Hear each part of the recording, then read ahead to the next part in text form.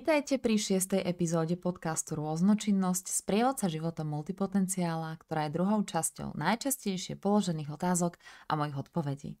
Otázok bolo celkom dosť, tak som sa ich rozhodla rozdeliť do 2 epizód, aby som udržala dĺžku epizód tých 10, maximálne 20 minút. V ďalšej epizóde sa už potom pozrieme opäť na nejakú konkrétnu tému súvisiacu so životom multipotenciála. Teraz však poďme na spomínané otázky a odpovede. Prečo sa mi počase prestanú páčiť veci, ktoré ma predtým nadchýňali? Toto je úplne prirodzené a u multipotenciálov aj veľmi časté. Nadchneme sa, ideme do niečoho naplno, niekedy sa tomu venujeme hodiny, dni, týždne a potom príde zvláštny moment, ako by záujem vyprchal. Niečo, čo predtým svietilo, zrazu zhaslo. Na prvý pohľad to môže pôsobiť ako nestálosť, ale v skutočnosti je to znak rýchleho a intenzívneho učenia.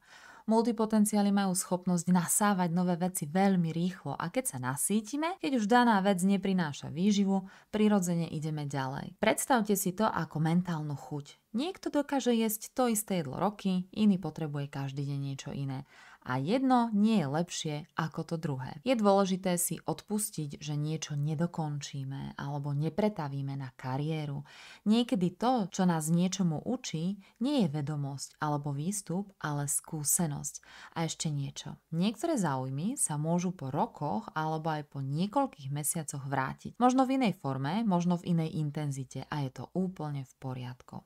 Prichádzame si tam znova po skúsenosť, teraz už obohatený opäť o niečo ďalšie, možno o skúsenosti z inej oblasti a vieme sa teraz na to pozrieť opäť inak. Mám rada myšlienku, že nikdy nevstúpiš dvakrát do tej istej rieky. Rieka sa mení, aj my sa meníme. Keď presne na tom istom mieste rieky urobíte krok teraz a o chvíľu už je to úplne iný krok. A keď je to krok po niekoľkých týždňoch, mesiacoch či rokoch, už do tej rieky vstupuje v podstate úplne iný človek a rieka si tiež prešla svojim procesom. Čiže aj keď niečo opustíte, nebojte sa k tomu počase znova vrátiť. Možno zistíte, že pracovať so svojimi záujmami v cykloch je pre vás obohacujúce a dokážete viac vytvoriť, aj keď k tomu nepristupujete lineárne a konzistentne. Nie som na nič expert. Ako si mám veriť, že mám svetu čo ponúknuť? Toto je hlboká otázka. Dotýka sa našej hodnoty, sebavedomia a pocitu dostatočnosti. Či sme dosť, či dosť robíme a podobne. Multipotenciáli sú často dobrí v mnohých veciach, ale nie najlepší v jednej. A spoločnosť nás často učí, že musíme byť špecialisti, aby sme mali hodnotu. Lenže multipotenciál má jedinečnú expertízu. Spoznávať, prepájať, vytvárať, spájať svety, vidieť súvislosti, ktoré iní nevidia. Vaša sila nie je v tom, že ovládate jednu tému do hĺbky 20 rokov. Vaša sila je v tom, že ste boli v 5 rôznych témach a viete ich prepojiť. Začať si veriť znamená začať sa na seba pozerať novým pohľadom. Nie len ako na niekoho, kto nič nedotiahol, ale ako človeka s rozsiahlym rozhľadom, zvedavosťou, kreativitou a schopnosťou inšpirovať. Skúste si spísať všetky oblasti, ktorým ste sa venovali, hoci aj krátučko. Čo vám dali? Aké zručnosti ste si priniesli? Aké témy sa vám opakujú? Uvidíte, že v tom chaose je akýsi vzorec a ten vzorec to ste vy. Ako si organizuješ čas a projekty ako multipotenciálka ty osobne?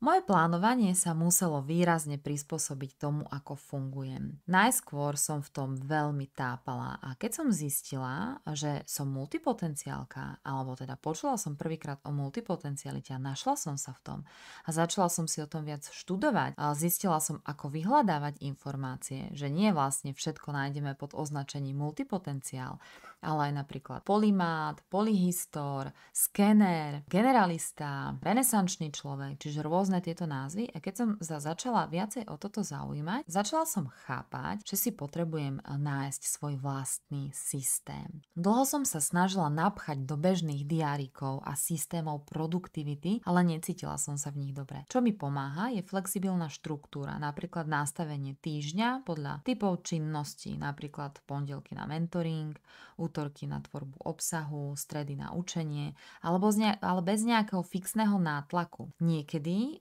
cítim, že potrebujem mať tie cykly dlhšie a tak sa venujem týždeň alebo 3 týždne niečomu konkrétnemu a potom sa zase začnem orientovať na niečo ďalšie. Dávam väčšiu prioritu nejakému hlavnému môjmu projektu, hlavnému záujmu a poviem si, či tomu chcem dať 100% alebo 80% a 20% budem ešte stále dávať ostatným môjim projektom a aktivitám. Zároveň si pravidelne dávam priestor na tzv. Tichý brainstorming. Deň, keď len snívam, zapisujem si nápady, nechávam veci dozrieť. Veľmi mi pomáha aj to, že si svoje projekty vizualizujem ako záhony. Niektoré aktívne rastú, iné sú len zasadené, ďalšie sú v útlme, takto viem, že sa k nim môžem kedykoľvek vrátiť. A hlavne nebojujem so sebou, keď niečo zmením. To, že niečo presuniem alebo upravím, neznamená zlyhanie. Znamená to, že počúvam samu seba, svoj vnútorný hlas, svoje potreby. Čas je pre multipotenciála niečo iné než len produktivita. Je to priestor na tvorbu, výživu, inšpiráciu. A keď spomínam ten čas, možno ste si všimli, že ho vnímate úplne inak ako väčšina ľudí. Ako by vám inak plynul. Raz sa spomalí a sami sa čudujete, koľko ste postíhali. Inokedy plynie rýchlo a nestihnete ani zlomok z naplánovaného. Niekedy sa vám stane, že neviete, aký je deň. Niektorí možno nepoznáte doteraz poriadne hodiny. Možno máte neustále pocit, že trpíte nedostatkom času a možno vás, ako mňa, fascinuje téma času. Milujem všetky príbehy o cestovaní v čase a o ohýbaní času. Čas a multipotenciál majú veľmi špecifický vzťah. Zaujímalo by ma, ako to máte vy. Pokojne mi napíšte, hoci aj do komentára pod podcast. Dajú sa vôbec moje talenty spojiť do jedného zmysluplného smeru? Áno, a zároveň možno nie tak, ako ste si doteraz predstavovali. Multipotenciáli často hľadajú jednu veľkú vec, jeden zmysel, jedno povolanie, ktoré by všetko zahrnulo. Niekedy to príde, možno cez vlastné podnikanie alebo rôznorodé zamestnanie, ale častejšie sa stane to, že si vytvoríme osobnú misiu, ktorá je dostatočne široká, aby v sebe poňala viacero tém. Napríklad, ak niekoho zaujíma psychológia, dizajn a cestovanie, nemusí to spojiť do jednej profesie, ale do jedného svojho osobného poslania. Pomáhať ľuďom cítiť sa lepšie a slobodnejšie. A v tom sa dajú kombinovať rôzne aktivity. Ja osobne verím, že zmysel si netreba hľadať, ale tvoriť. Postupne, počúvaním seba, skúšaním, upravovaním. A keď máme dojem, že to, čo robíme, nedáva zmysel, často to znamená len to, že sme si ešte nedovolili vidieť vlastnú hodnotu v tom, ako sa tie kúsky skladajú dokopy. Nesnažte sa všetko narvať do jednej veci. Dovolte si vytvárať vlastný systém. Zmysel totiž nie je cieľ, ale dôvera v to, že ste na dobrej ceste. Čo robiť, keď cítim, že som zahltená vlastnou kreativitou? Zahltenie u multipotenciálov často neprichádza zvonka, ale zvnútra. Nie je to ani tak stres z množstva úloh, ale z množstva možností. Keď máte 10 nápadov naraz, 10 rôznych ciest, ktoré vás lákajú, môžete mať pocit, že vás vlastná hlava doslova zahlcuje. V takých chvíľach si doprajem spomalenie. Nechcem riešiť všetko naraz, len sa zastaviť a položiť si otázku, čo mi práve teraz prospeje? Čo mi pomôže vytvoriť najviac práve v tom spojení s tou mojou osobnou misiou, ktorú som spomínala v odpovedi na predchádzajúcu otázku. A niekedy je odpoveď ísť von, spať, písať si denník. Zároveň odporúčam mať denník nápadov, ktorý opakovane spomínam. Čiže miesto, kde si všetky nápady ukladáte, aby ste ich nemuseli držať v hlave. Tak sa vaša myseľ upokojí, pretože vie, že na to nezabudnete. Kreativita je dar, ale môže byť veľmi hlučná. Naučte sa jej dať rámec, nie ako väzenie, ale ako mäkké hranice a najmä dôverujte, že nie všetko treba realizovať. Niekedy stačí, že ste ten nápad zachytili. Už tým ste mu dali potrebnú pozornosť a rozpohybovali energiu na jeho realizáciu, či už ho zrealizujete priamo vy alebo niekto iný, ku komu sa táto myšlienka vďaka vám dostane. Multipotenciáli sa potrebujú učiť v spolupráci, pretože si často myslia, že dokážu všetko zrealizovať sami. Nie, že by si prehnane verili, plynie to skôr z ich túžby sa všetko naučiť, všetko si vyskúšať a mať pritom slobodu. Spolupráca je forma záväzku, ktorému sa potrebujú naučiť. A keď si to dovolia, zistia, že ich nápady dokážu s omnoho väčšou ľahkosťou ožívať, napredovať a rásť. Takže milí multipotenciáli, poďme sa spolu prepájať.